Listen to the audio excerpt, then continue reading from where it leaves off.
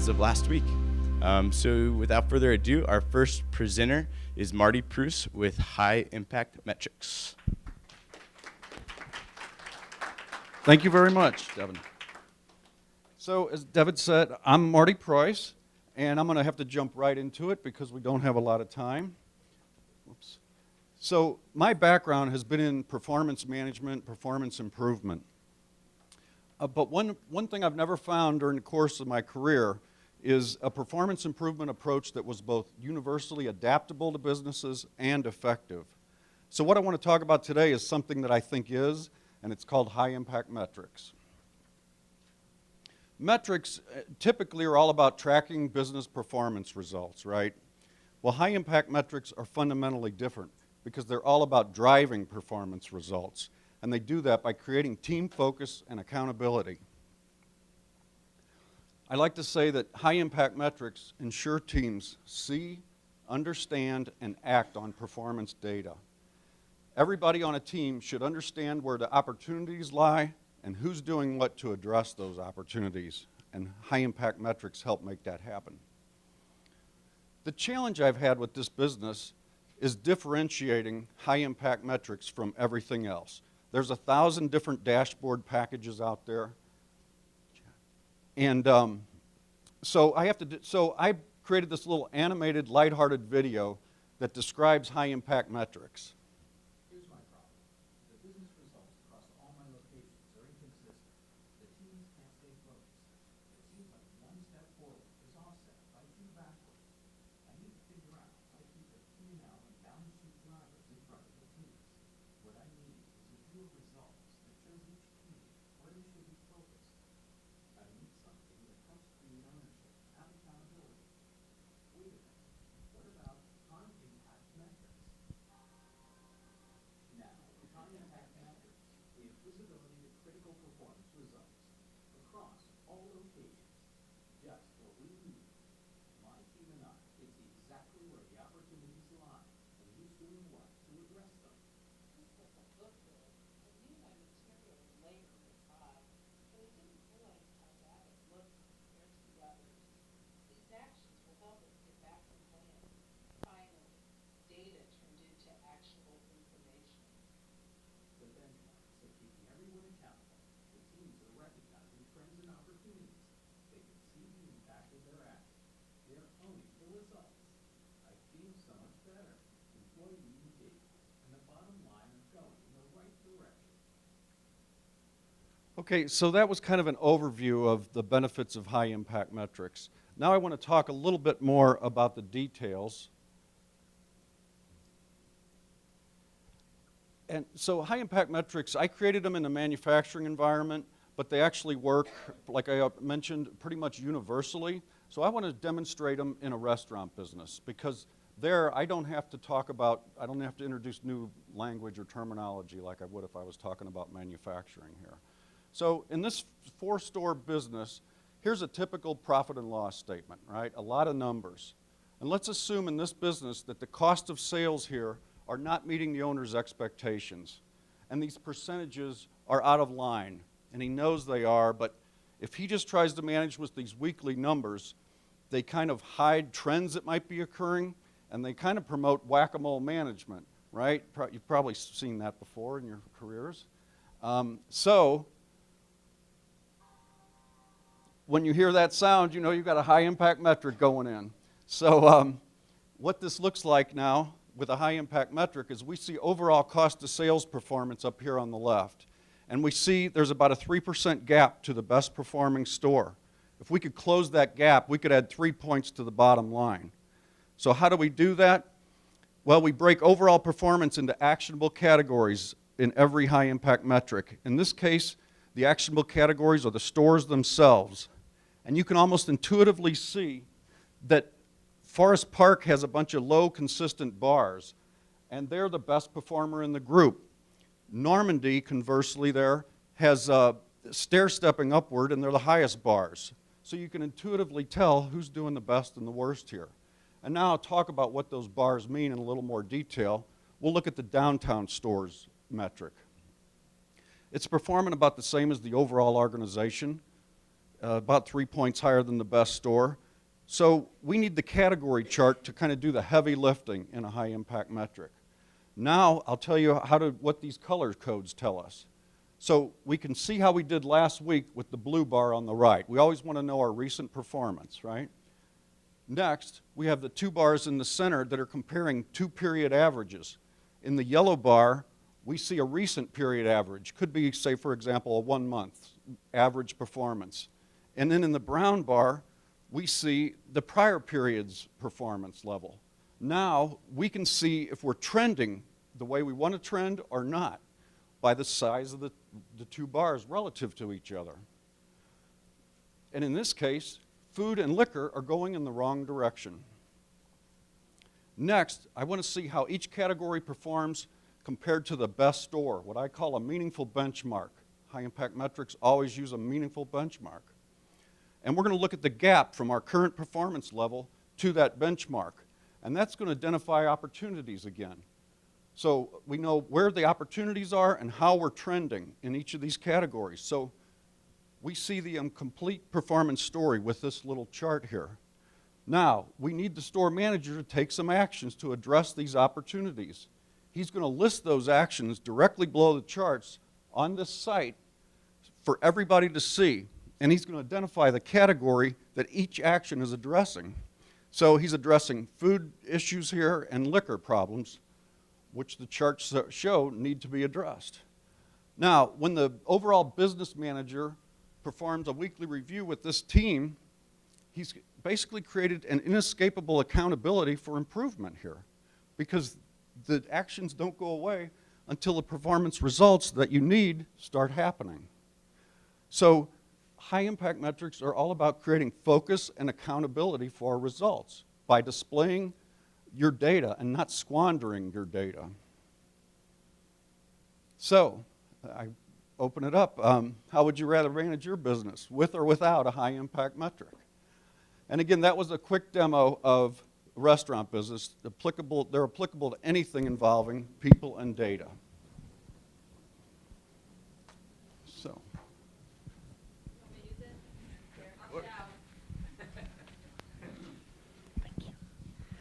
I just want to ask you, because I have a very small business and I'm the one inputting the data into QuickBooks, which I think a lot of small businesses use. Does that data compatible with your software? Can you just import it over? Okay, so the tools I use for this are commonly available desktop programs, plus a web collaboration tool to get it in front of teams. So I typically do this for teams in multi-location businesses more so. So basically, I use a version of Excel that creates the graphics. So how you get the data in there, there's a couple different ways. I mean, it can be manually input, for example, or it can be semi-automated, which means a database link to Excel, okay, which would be on what you're doing. Well, actually, probably not. There could be a pretty easy export function that could do this. So I don't particularly like fully automated data solutions. You didn't really ask that, but I like an ownership of someone to own what's being displayed on the screen for the entire business to see and review. So I'm not a big fan of like just automated graphic updates. I want somebody to own that particular thing. So I'm just suggesting I wouldn't want it to be intimidating. As a, if you want it impactful, so you need that data put in by the owner or the manager, right? So it needs to be user-friendly. Absolutely. That is the focus on the user. So when I talked about Excel, my focus is on automating all the data manipulation that creates those charts. If it's manually entered, a number's entered once, and everything else happens automatically. You should never have to say, I got to extend my graph range now, or any of that. It all happens then behind the scenes automatically. So it's all about the user. Yes? Can you tell us more about your ideal client, size, type, industry? Okay, so I created high impact metrics in a print business that was headquartered in Baltimore, and they printed, for example, the Best Buy ads across the country in about 20 different facilities. They're out of business now, so I can talk to them about it. But so that was a $1-something billion organization, and I was able to reduce inventory by over $20 million with this approach. Conversely, I've got Matt Krupa here and part of his leadership team from the Pasta Express and 425 Event Center. Matt is my first customer, and Pasta Express is a 3-store restaurant business. Matt is my first customer outside of manufacturing. So really, high impact metrics can apply in any multi-location business where you've got a metric involving people and data. So I hope, does that answer your question? Okay. Any other questions?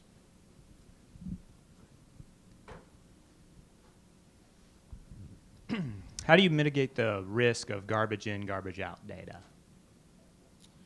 Well, that's always a struggle. I really, the organization has to have the right data and the right quality of data. And if you don't have that, obviously this doesn't work. One thing that high impact metrics do for you is they basically give you a roadmap as to what data you need. A lot of organizations have a whole lot of data, but they really don't deploy it effectively. So I've had situations where they were managing waste in a multi-location business with a spreadsheet with stoplight colored numbers in that, right? And it's a multi-facility organization, and the data was all there, but they weren't presenting it properly. So when we put it in a high impact metric, we had almost immediately improved results. I mean, I really have to work with them to make sure the data is of a high quality if you want this system to work. So the organization has to recognize that and work towards that. Tell us a little bit about your company. How many team members do you have, and are you doing all on-site implementation? What are the requirements continually of fostering a client and producing results? Okay, so the way it's just me, and I started this last year. So I do an initial assessment of a business that's interested in implementing a high impact metric. And I review the data with the existing data, and we discuss what are the actionable categories of their particular metric of interest. Sometimes those are obvious, like in the restaurant business. Sometimes they're not obvious, like in the inventory example I was discussing. There were no categories of inventory to discuss, so we had to determine what they were and implement those. So once we do that, then I do a cost estimate and create a proposal. And it's all around the amount of time it's going to take me to do that, and part of that depends on how much available data is there. So once I get turned on to do it, then I create the deliverables, which would be the site, basically, and the spreadsheets that create the graphics, and they review them, okay them, and then we do rollout and training.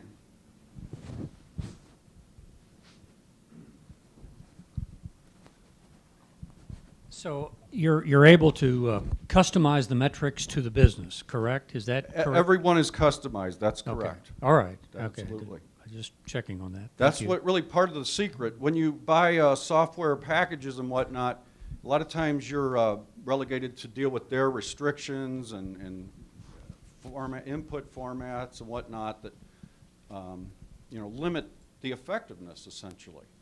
But when you customize it to a particular metric or the kind of customer's need, that's what makes them so powerful. Okay, it's really easy to get stuff in a dashboard, in graphics, gauges, whatever, reports. That stuff is easy to do.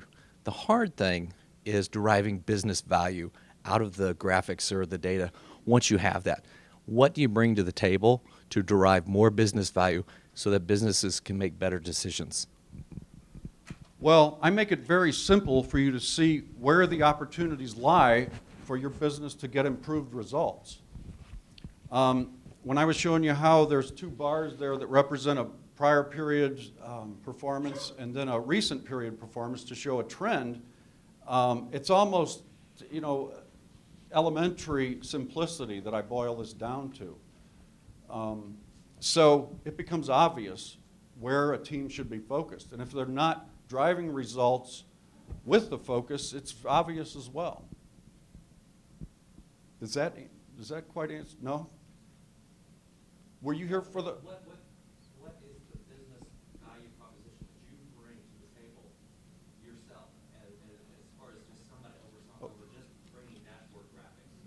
Okay, so. Right, right. So the value I bring is determining the ingredients of a high impact metric, which include the actionable categories of performance, as well as meaningful benchmarks. Meaningful benchmarks create the accountability that drive performance results in a high impact metric. And that's what's lacking in most software packages. Thank you. My question was about standing out, and you talked about this earlier when you got started. How do you differentiate yourself from other like statisticians, folks that are similar to yourself? Are there any in this market? And is that a challenge you faced, and how do you overcome that by, communicating your message to business owners, decision makers? Well, I'm still struggling with communicating. That's this video I created is helping me, I think. It's a recent release of mine. But I'm blending two things that typically aren't blended out there in the world, and that's performance improvement, which, if some of you have heard of Six Sigma and Lean, that's sort of this critical thinking to drive waste out of processes. So I'm kind of blending that with business intelligence and data visualization. I don't really see or know of a direct competitor because no one is doing what I'm doing here in this combination of ingredients, I guess I would say. So when you look at the dashboards, obviously it's really easy to take the data and get the graph of the trends.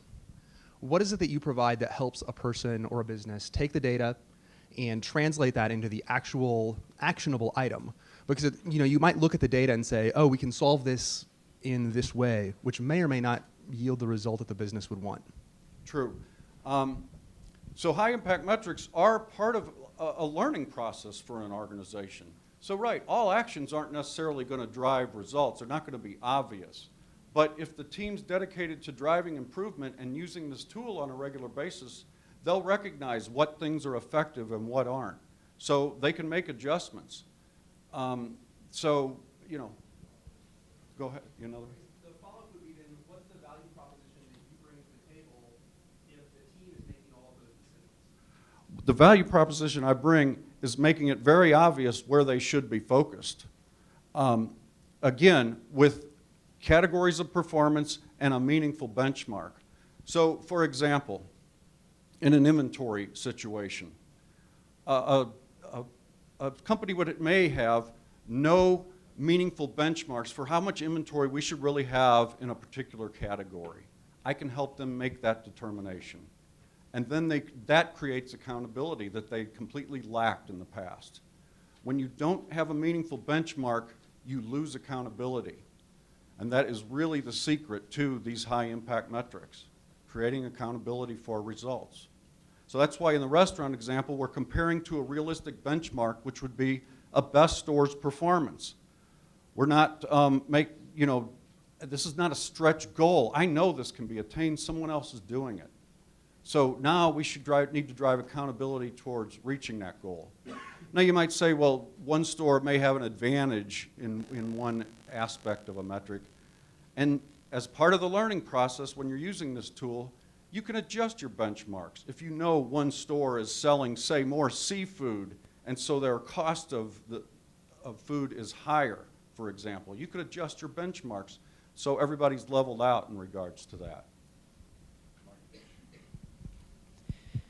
First of all, I really like what you're doing here. My question is, do you have a way of, and I haven't seen any of the pricing, but is that based on how the business is sized, or how do you quantify your pricing? Well, really it's a function of how much time it's going to take me to create the high impact metric. So if the data is readily available and say they're already using web collaboration software, well, it's going to be a pretty quick implementation for me. And the size of the business is really partially involved, but it's not a major factor. If the data is available, it doesn't matter if there's 3 stores for a restaurant example or 20. It's not going to be a major change in the amount of time it's going to take me. So it's all a function of that's why I have to do an initial assessment and make a proposal to the organization, because I have to evaluate where things are, so I can determine roughly how much time it's going to take me to do this. I was just curious, Where did you come up with the name High Impact Metrics? Well, that's a good question. I realize that, you know, everybody has metrics, and metrics is a common term, but really having a real impact with them wasn't common. And so I came up with that, and I realized that it was out there and available in the you know, domain world, so I went with it.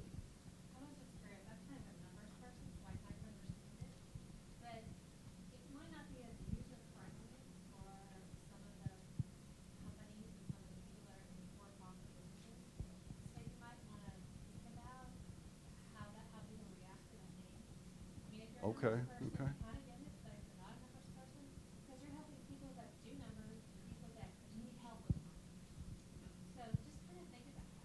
Okay, okay. Beyond the actual product itself, talk to us about your strategy to grow the business. How do you take it beyond you, scalability? Well, there are plenty of people around that can do the technical side of what I do in the programs I'm using, both on the web collaboration side and on the desktop side. So I will have no problem hiring out and at first contracting out those needs as I just work the overall process and make sure the solution's implemented as I direct it. So from there, you know, my ambition is really for this technique to become as popular as Lean and Six Sigma is someday, because it is that powerful, and it's that universally applicable. So I could even end up with certifications that teach people how to implement one, like transfer the knowledge that I have to others. I've already had a turn, but I'll say one more thing, because you said you have trouble communicating earlier. You need a testimonial of some sort. Do you have a big success story that you could say, like, I saved this company 10% by doing this, this, and this? I think that would help communicate it better to the mass audience, because then I would see, oh, I get it. You know, you have to show how it made money for the business. Okay, okay. Do you have something like that, like a testimonial? Well, I have a testimonial right here. It's Matt Krupa from Pasta Express. Matt, Chad? No. You should take it and broadcast that. That needs to be Okay. heard, yeah. Like All right. social media it, talk about it. Very good. Thank you. My question is, on your data, do you use an algorithm that will help people and a database?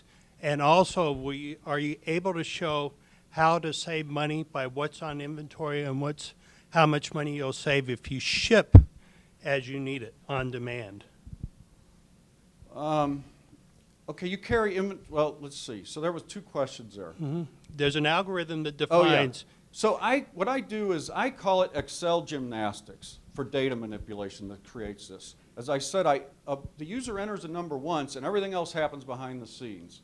So it's not an algorithm per se, it's advanced Excel tools, But that makes this happen. But people like, companies like PeopleSoft that do this, which do optimization for retail, are able to really analyze the data and go on demand what you need to order, what you need to save. And they've been able to save $85 million in a year for Long's drugs. That's a different market, really, than what I'm trying to do here. I'm trying to really focus on areas that are directly involving the people and the data. I understand what you're saying, but those are more ERP, MRP type, solutions. This is more involving just the people, more emphasis on the people side and the overall results. Marty, I think the last question is, how do you monetize this, and is it performance-based? The monetization. How are you paid? Oh, when I present a proposal and the client accepts it, obviously there's a cost involved in that proposal. There's also an ROI estimate. I typically won't even suggest completing a proposal if the ROI isn't expected to be over about 5 times my implementation cost. So, I'm not. there are certain situations and solutions that aren't really needed. I mean, where I can't really help, and I don't want to go there. That's not what I want to do. So. Okay, well, we wrap up with the same question every week. How can we as a community help you? Just give me some constructive feedback about what you heard today. My email's on the little brochure. If you have any suggestions or targets, customers you might know of, I'd appreciate an email and let me know, and I'll take it from there. So any help you can provide and feedback on what you heard about this today, I appreciate it all.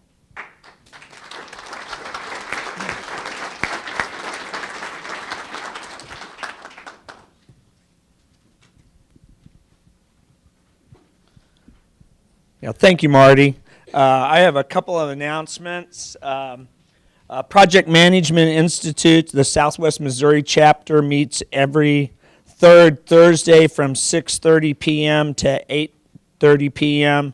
Their website is pmiswmo.org. Obviously, that's the initials of the organization. This Monday, we have a special event that starts in the afternoon. It's called Spin 66. In case some of you haven't heard about it, I would urge all of you to take advantage of it.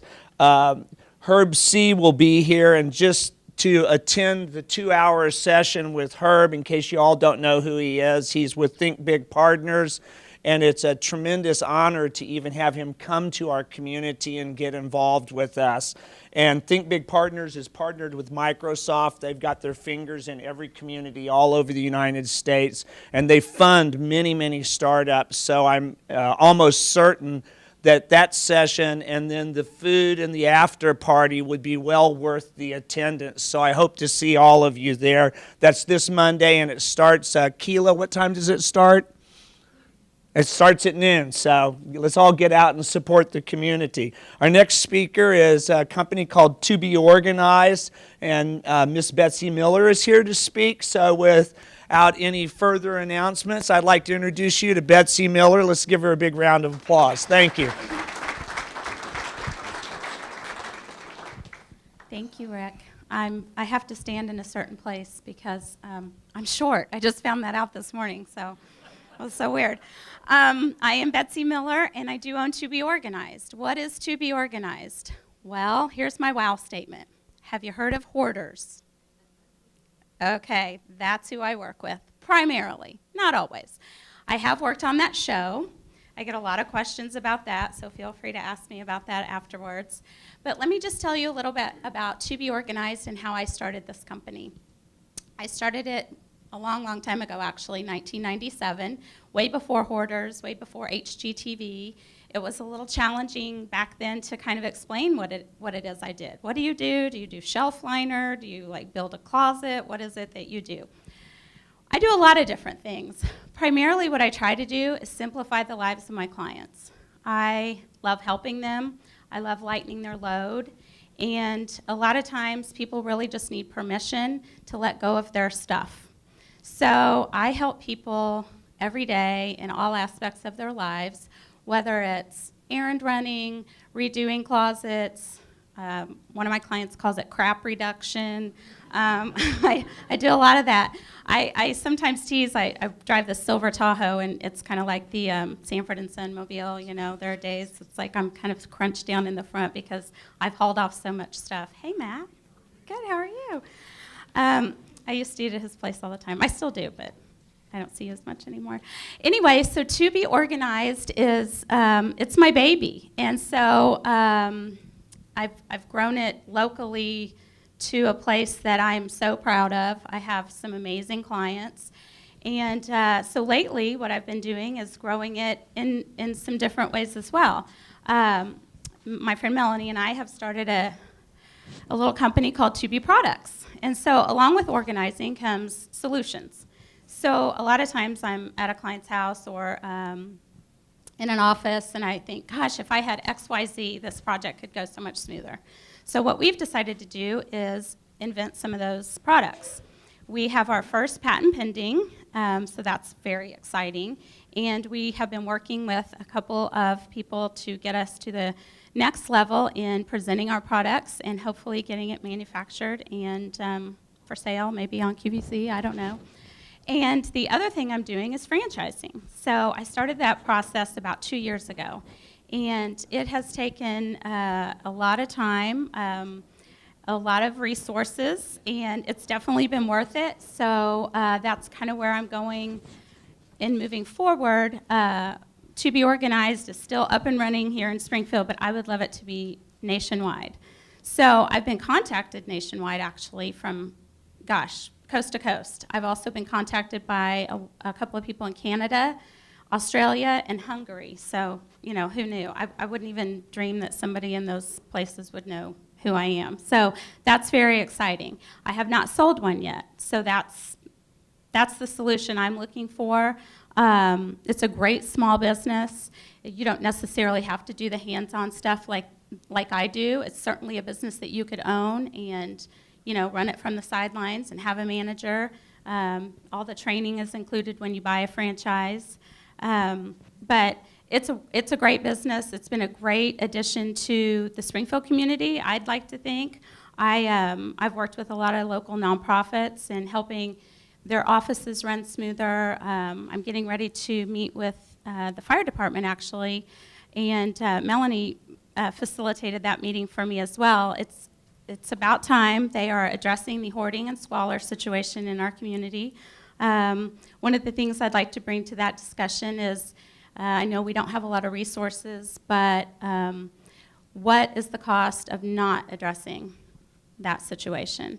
You know, if we address one hoarding situation on a block, it's going to be a lot less expensive than letting an entire block become blighted. So those are some things I want to bring to the table for that discussion. So what is a day in the life of an organizer? Well, let's see. They're all different. If I can get in the front door without having to step up and over, that's a good thing. If there are not any cockroaches, that's a good thing. I see all kinds of different things. People always ask me, what's the weirdest thing you've ever come across? I did find marijuana growing one time in a teenager's closet, so that was exciting. I have had to wear a mask and hazmat suit on occasion. That's always fun. When I did the first hoarder show, I actually had to throw my clothes away because, yeah, they were that bad. My solution, honestly, would have been to use it for the fire department to do a burn down. You'll never get rid of that many cockroaches. So, To Be Organized goes in and helps people like that. We also help people with design work, building a new home. I'm meeting with a client tomorrow, doing a huge 10,000 square foot house. So, you know, we kind of run the gamut between working with a lot of, like I said, crop reduction or making spaces on the back end to make your life a lot more organized. So that's who I am, and I guess we'll open it up for discussion.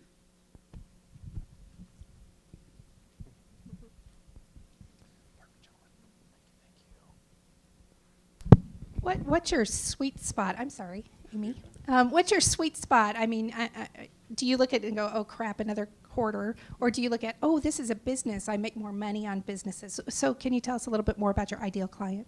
My sweet spot is, you know, I can walk in, actually, let me just tell you about this presentation.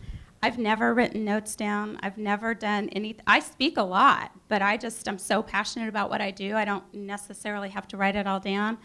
So this is more intimidating to me than a hoarder. I can walk in and I can see, no offense, I can walk in and I know what to do. I think it's years of experience, obviously, but I know I'm good at what I do. I know how I can make their life better, and I get very, very excited about that. So I don't really care if you're a hoarder or if you want to do design work. I love it all. I just want to lighten your load. I work with a lot of nonprofits. What do you do with some of the things that you take out of homes? Do they give them to you? Do you collaborate? I do. Yes, that's exactly what I do. I tell people all the time, I spread the wealth. I try to support all the local charities that I can. If the client wants it to go to a specific place, I'm happy to do that. But generally, I try to break things down and determine exactly what it is we're donating. I take a lot of stuff like towels and sheets and bedding to the Humane Society. I take a lot of household goods to the kitchen. I support the Plaid Door because I'm in the junior league. So I spread the wealth. And yes, we try to donate everything that we can. Yes. How do you make a profit? I mean, how do you make money? Because I'm sure a lot of the people that do hoard are probably going to be financially strapped. So who's going to pay for your services, and how are you going to be profitable? Well, I'm about 17 years into this, and my house is paid for, so I'm doing okay. I always do a free consultation, and it runs the gamut. I have low-income people, I have high-income people, but it really boils down to what it is they're willing to spend money on. And a lot of times what I tell people is I actually end up saving them money. So many times people buy duplicate after duplicate after duplicate, or spend so much time wasted trying to find the item that they need in their life, that if things are organized, you eliminate all of that. So yeah, I mean, I've worked with some lower income people, and that's totally fine with me. That's why I do a consultation and we talk about budget, and it may just not get done as quickly as a person who can afford an entire month with me. Betsy, he sort of took my question.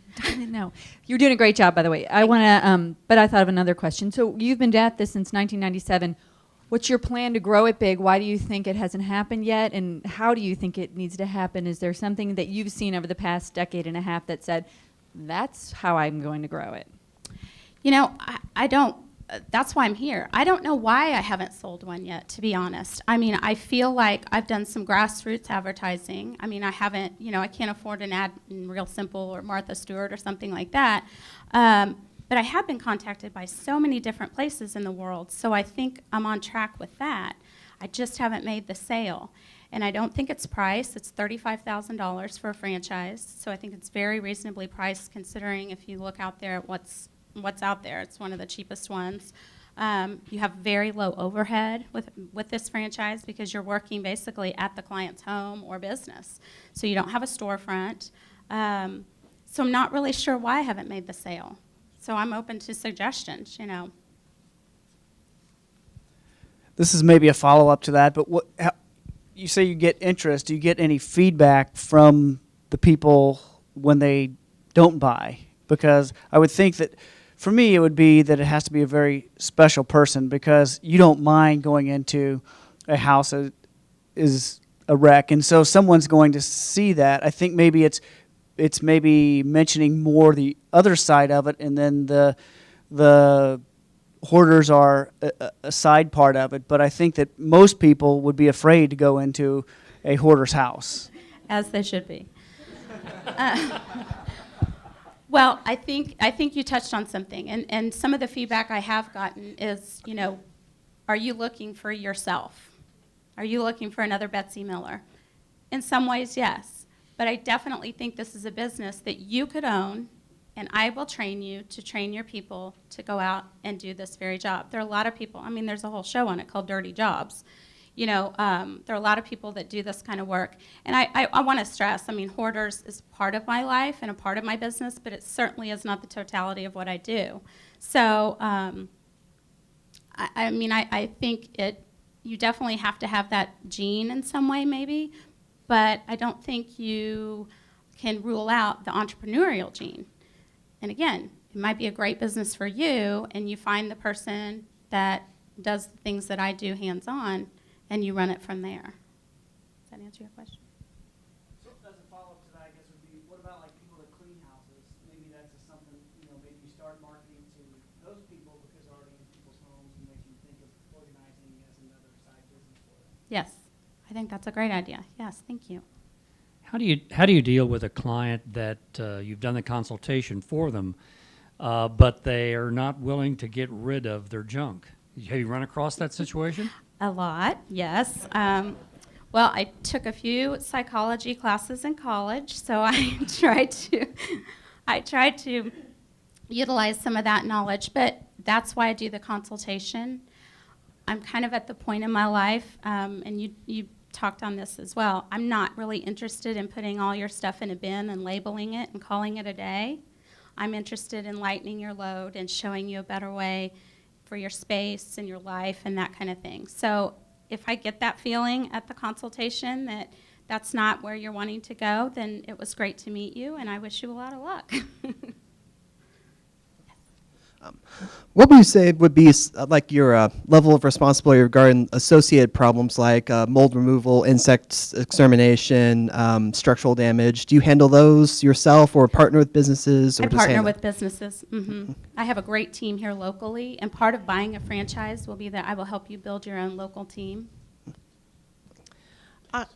I used to do trash outs, and I know what it's like when you walk in a house and you find like 500 pounds of dead deer meat in a freezer that's been off for a year. Yeah. Is that wrong? Is that bad?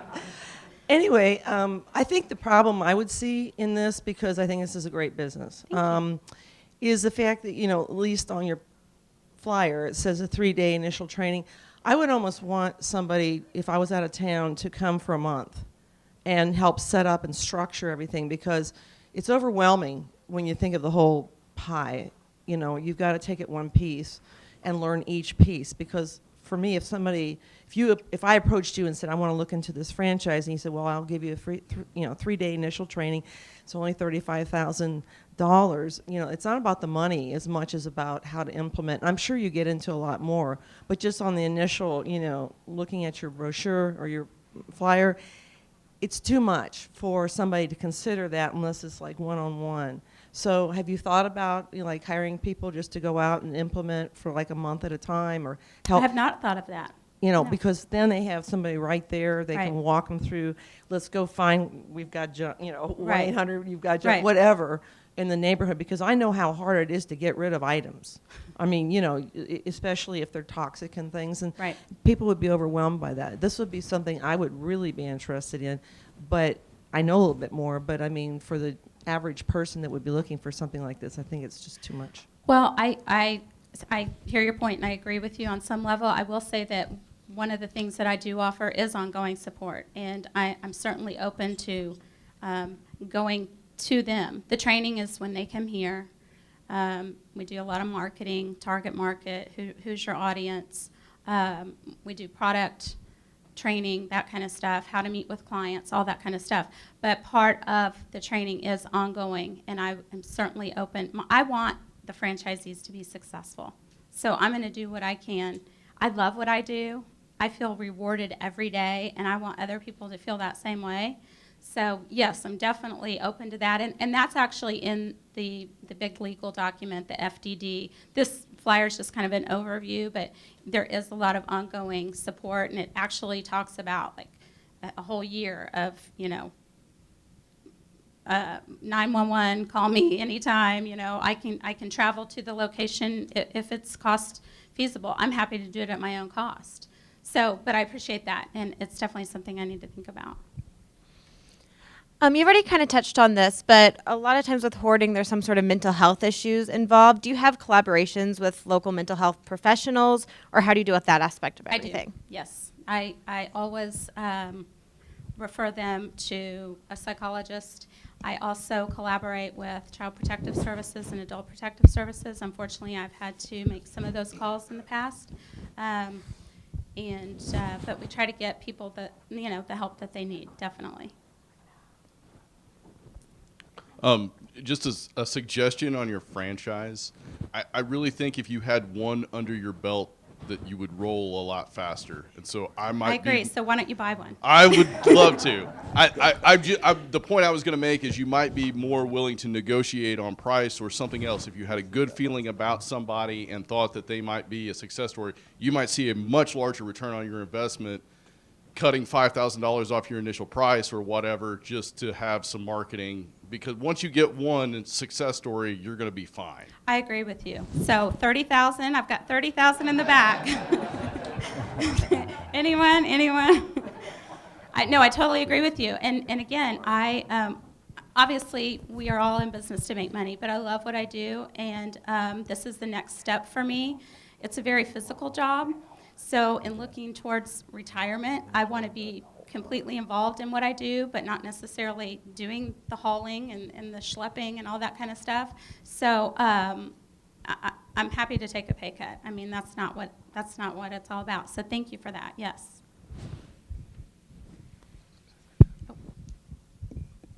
Devin. Currently, how many employees do you have, and what's your goals for the 1, 3, and 5 years? Well, let me think about this. I have about 4 employees under me here locally, and then I have contract employees, subs, I use for trash removal, handyman services, that kind of stuff. My goal this year is to sell a minimum of 2 franchises. That's minimum. That has to be done by 2015, or I might self-implode or something. I don't know what's going to happen. My long-term goal is really to grow the brand, to grow the franchises. I actually went the extra step and did the legal work and registered and trademarked to be organized. So I want that brand to grow across the country. So I want it to be the 2 men in a truck, the 1-800-GOT-JUNK. That's how I see To Be Organized growing. Say a little bit about what it took to actually get to the point where you're able to franchise, to where you're at now, I guess. Well, it was my best friend's brainiac idea, first of all, which I remind her when I get my legal bills every month. It was quite a process. It was something that I really didn't know what I was getting into. I'm extremely OCD, obviously, laughing all the way to the bank is what I tell people about it. But it was a test of my patience. It took 2 years. And it not only took a lot in terms of legal issues, but to try to take everything in my brain and put it on paper, because I have to be able to turn over an operations manual to you. That was a huge challenge, but I had a lot of help.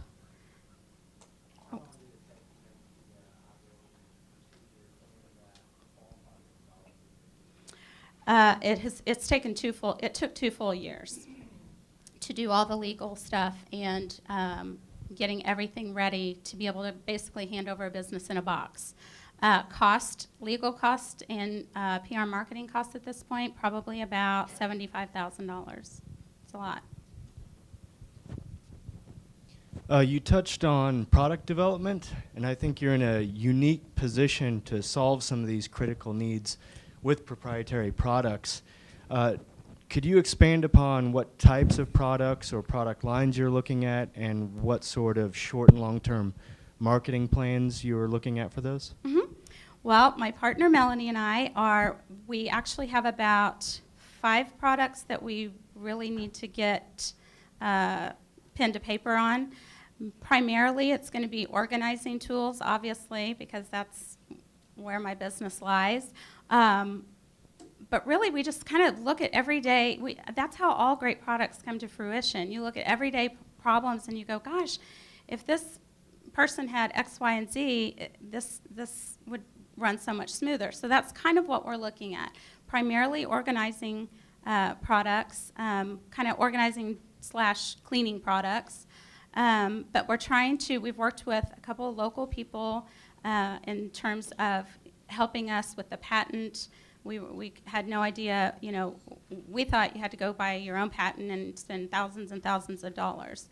What we're looking at is proposing our product to different manufacturing companies or different just big companies and letting them license our idea. And so, again, we're not looking at making millions and millions of dollars. People say, oh, it's $1 million idea, and they go out and spend thousands of dollars on the patent, when we're just looking at chipping away and getting some really great products out there, and eventually, we hope to make some money on it, and it'd be a lot of fun.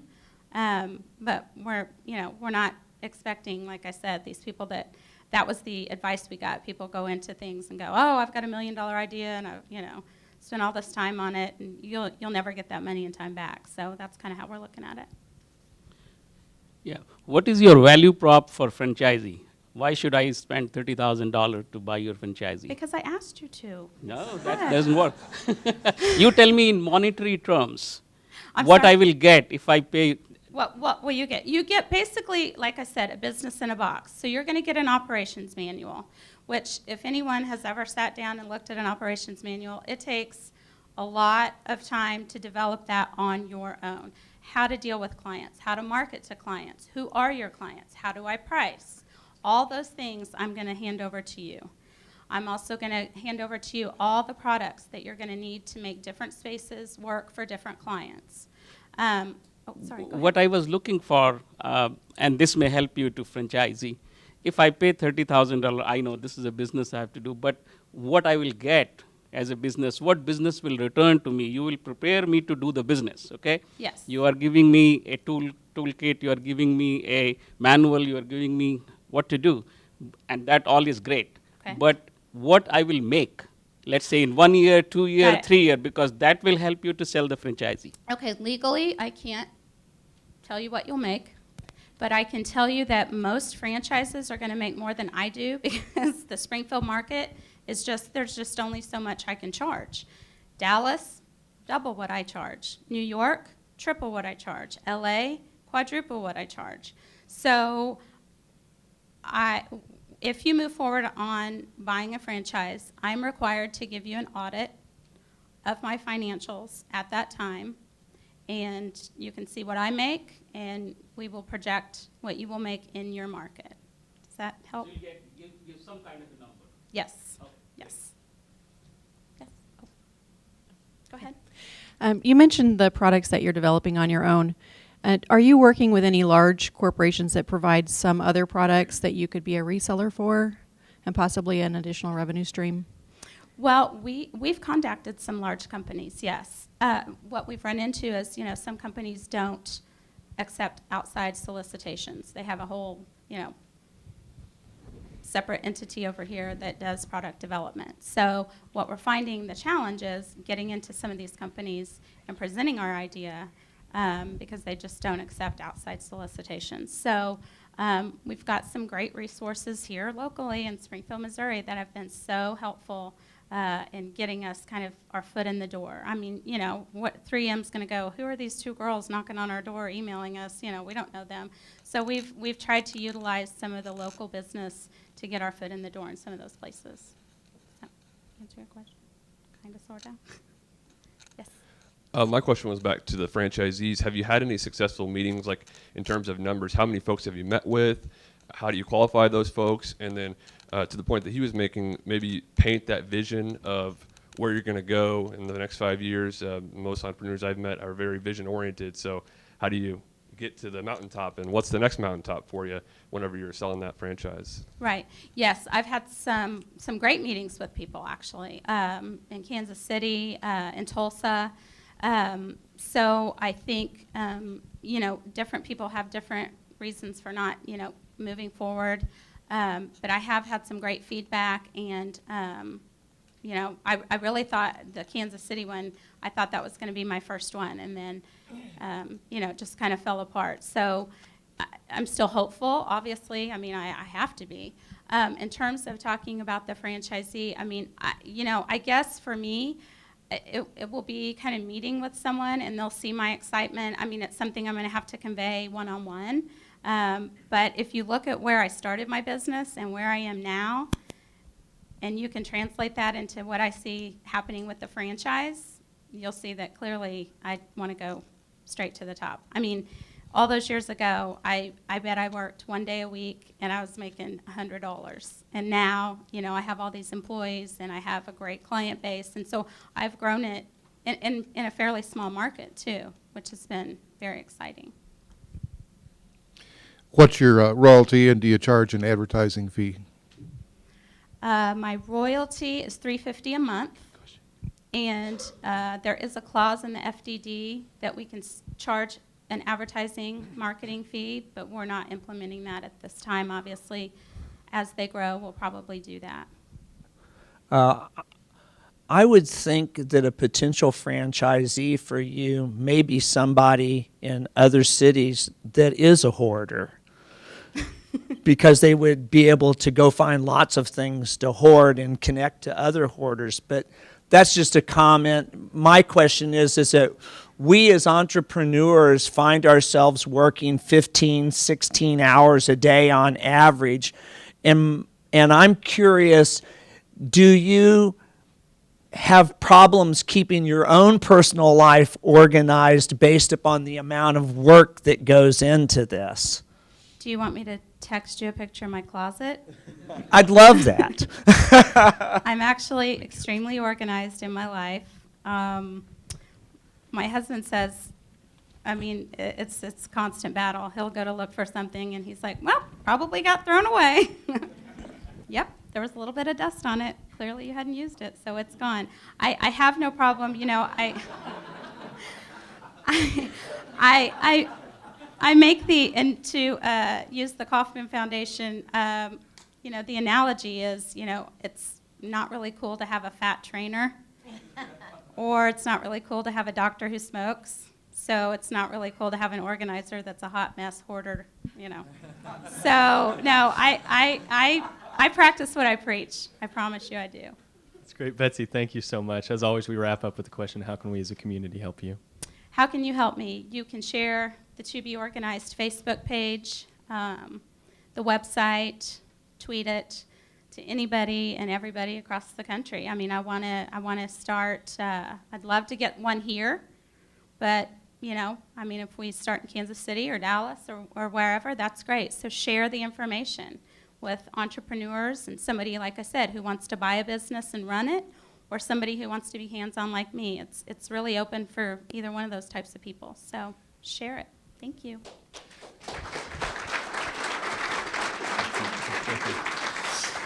Thank you, Betsy. Thank you, Marty. Great presentations. With regard to Spin 66, please go to the website and register. Again, that's Monday. So anyone interested, please go and register. Also, how can you help us? And I'm referencing Rick and Devin and Chad and myself, those of us, and Kylie, those of us that are involved on A Million Cups almost on a daily basis. You know, we don't get paid for this. You know, there's no charge. It's a community event. At the same time, we need companies to apply that will get some benefit from this process. And you all that have attended, I think you see the benefit in this. So we ask your help in reaching out to those companies that will get something out of this, you know, however you want to define that. So please, we ask for your help on that. You know, we've had some really great presenters, and I know there's a lot of people out there that I think would gain a lot of knowledge and contacts from presenting here. So again, thank you for attending, and we'll see you next week.